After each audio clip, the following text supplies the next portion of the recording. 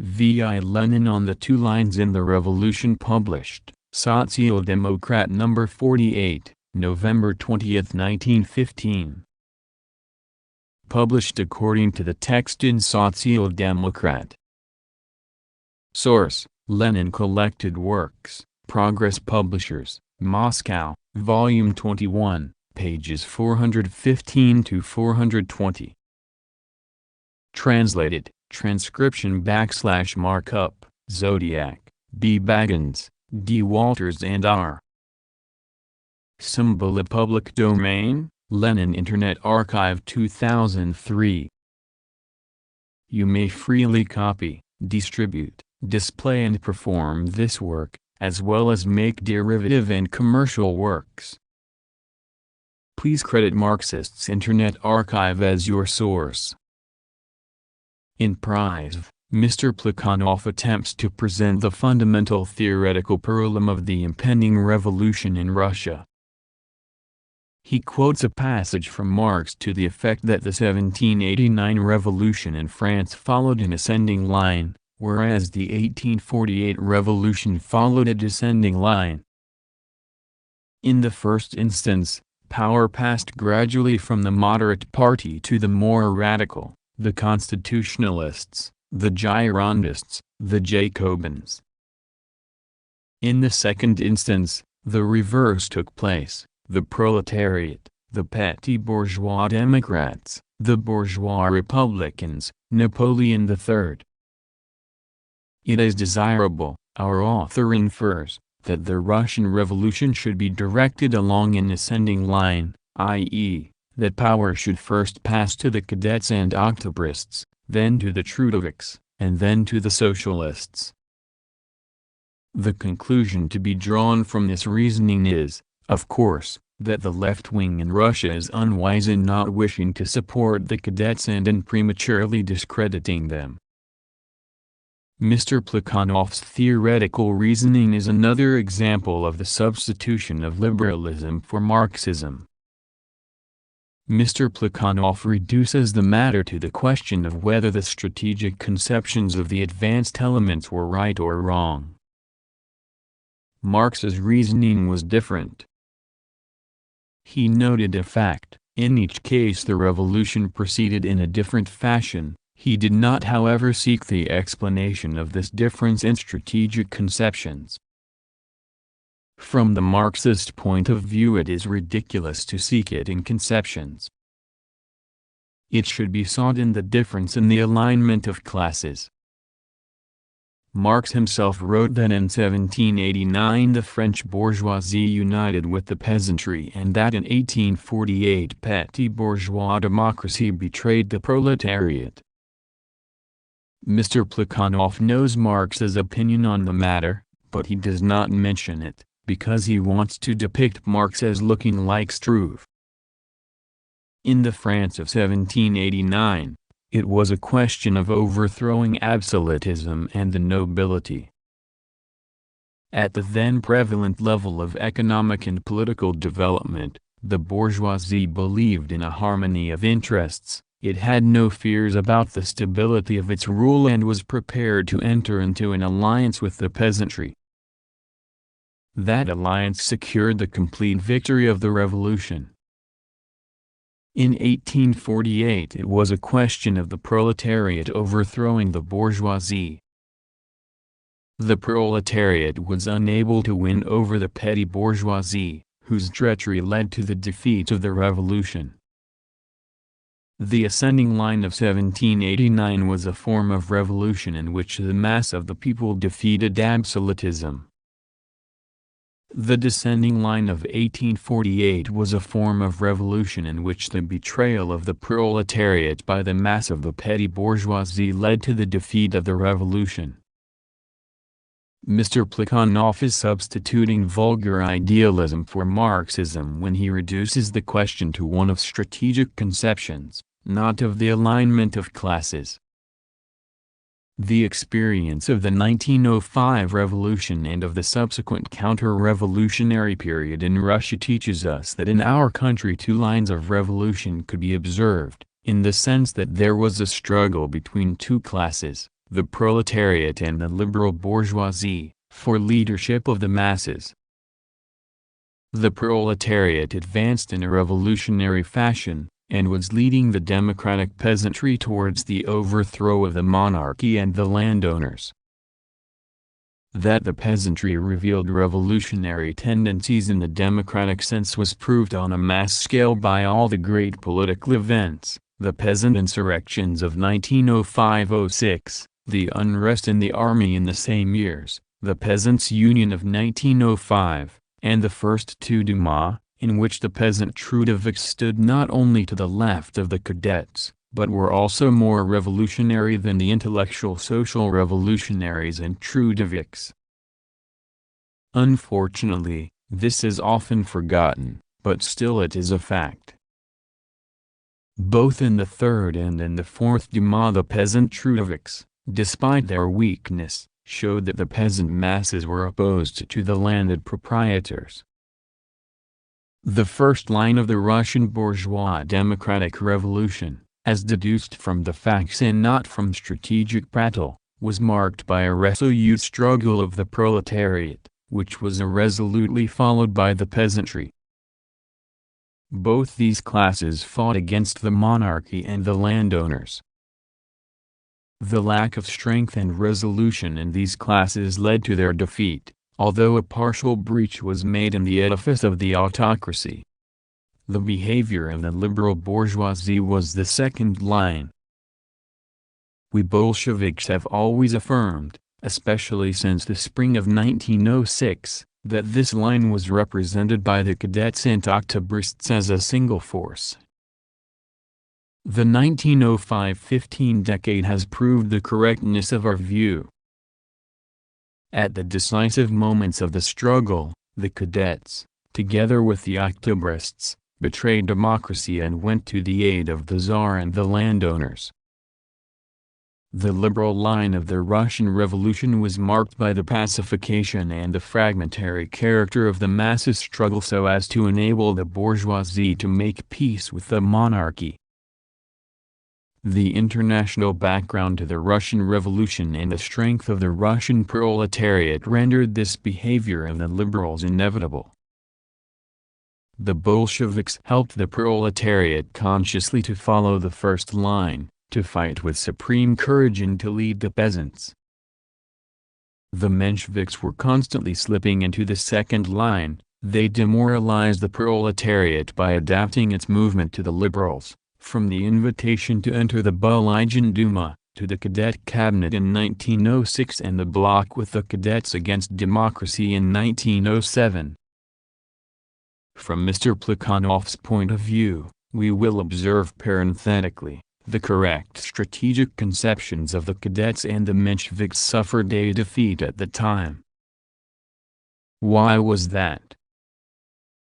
Why did the masses not pay heed to the wise counsels of Mr. Plekhanov and the cadets, which were publicized 100 times more extensively than the advice from the Bolsheviks? Only these trends, the Bolshevik and the Menshevik, manifested themselves in the politics of the masses in 1904–08, and later, in 1908–14. Why was that? It was because only these trends had firm class roots, the former in the proletariat, the latter in the liberal bourgeoisie. Today we are again advancing towards a revolution. Everybody sees that. Gvostov himself says that the mood of the peasants is reminiscent of 1905–06. And again we see the same two lines in the revolution, the same alignment of classes, only modified by a changed international situation. In 1905, the entire European bourgeoisie supported Tsarism and helped it either with their thousands of millions, the French, or by training a counter-revolutionary army, the Germans. In 1914 the European war flared up. Everywhere the bourgeoisie vanquished the proletariat for a time, and swept them into the turbid spate of nationalism and chauvinism. In Russia, as hitherto, The petty bourgeois masses of the people, primarily the peasantry, form the majority of the population. They are oppressed first and foremost by the landowners. Politically, part of the peasantry are dormant, and part vacillate between chauvinism, the defeat of Germany, defense of the fatherland, and revolutionary spirit. The political spokesmen of these masses, and of their vacillation, are, on the one hand, the Narodniks, the Trudoviks and social revolutionaries, and on the other hand, the opportunist social democrats, Nash Dialo, Plekhanov, the Chkyids group, the organizing committee, who since 1910, have been determinedly following the road of liberal labor politics, and in 1915 have achieved the social chauvinism of Patrusov, Trivinin, Levitsky, and Maslov, or have demanded unity with them. This state of affairs patently indicates the task of the proletariat. That task is the waging of a supremely courageous revolutionary struggle against the monarchy, utilizing the slogans of the January Conference of 1912, the Three Pillars, a struggle that will sweep along in its wake all the democratic masses, i.e., mainly the peasantry. At the same time, the proletariat must wage a ruthless struggle against chauvinism, a struggle in alliance with the European proletariat for the socialist revolution in Europe. The vacillation of the petty bourgeoisie is no accident, it is inevitable, for it logically follows from their class stand. The war crisis has strengthened the economic and political factors that are impelling the petty bourgeoisie, including the peasantry, to the left. Herein lies the objective foundation of the full possibility of victory for the democratic revolution in Russia. There is no need here for us to prove that the objective conditions in Western Europe are ripe for a socialist revolution. This was admitted before the war by all influential socialists in all advanced countries. To bring clarity into the alignment of classes in the impending revolution is the main task of a revolutionary party. This task is being shirked by the organizing committee, which within Russia remains a faithful ally to Nash Dialo, and abroad utters meaningless left phrases. This task is being wrongly tackled in Nash Slovo by Trotsky, who is repeating his original 1905 theory and refuses to give some thought to the reason why, in the course of 10 years, life has been bypassing this splendid theory. From the Bolsheviks, Trotsky's original theory has borrowed their call for a decisive proletarian revolutionary struggle and for the conquest of political power by the proletariat, while from the Mensheviks it has borrowed repudiation of the peasantry's role. The peasantry, he asserts, are divided into strata, have become differentiated, their potential revolutionary role has dwindled more and more. In Russia national revolution is impossible. We are living in the era of imperialism, says Trotsky, and imperialism does not contrapose the bourgeois nation to the old regime, but the proletariat to the bourgeois nation. Here we have an amusing example of playing with the word imperialism. If, in Russia, the proletariat already stands contraposed to the bourgeois nation, then Russia is facing a socialist revolution, and the slogan "confiscate the landed estates" is incorrect. In that case we must speak, not of a revolutionary workers' government, but of a workers' socialist government. The length Trotsky's muddled thinking goes to is evident from his phrase that by their resoluteness the proletariat will attract the non-proletarian, popular masses as well. Trotsky has not realized that if the proletariat induce the non-proletarian masses to confiscate the landed estates and overthrow the monarchy, then that will be the consummation of the national bourgeois revolution in Russia. It will be a revolutionary democratic dictatorship of the proletariat and the peasantry.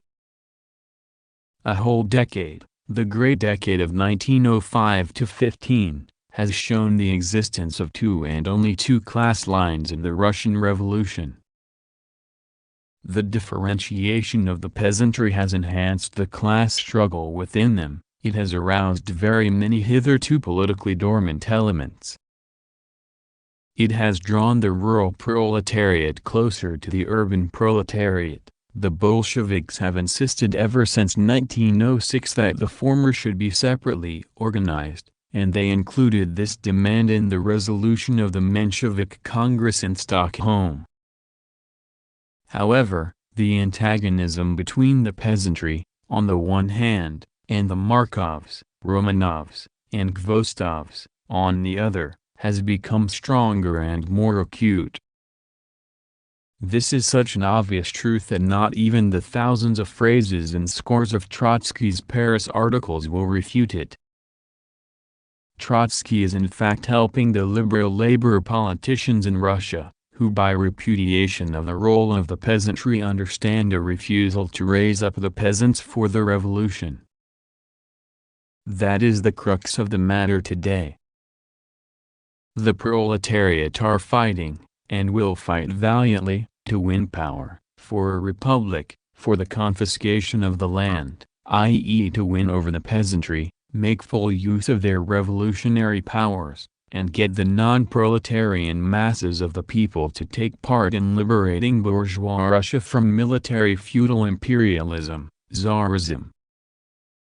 The proletariat will at once utilize this ridding of bourgeois Russia of Tsarism and the rule of the landowners, not to aid the rich peasants in their struggle against the rural workers, but to bring about the socialist revolution in alliance with the proletarians of Europe. Notes Prize, the call, a weekly published in Paris by the Mensheviks and the Socialist Revolutionaries, from October 1915 to March 1917. The references to Plekhanov's article 2 Lines in the Revolution, published in this newspaper on October 17, 1915. Less than backward forward greater than Works Index, Volume 21, Collected Works, LIA Index.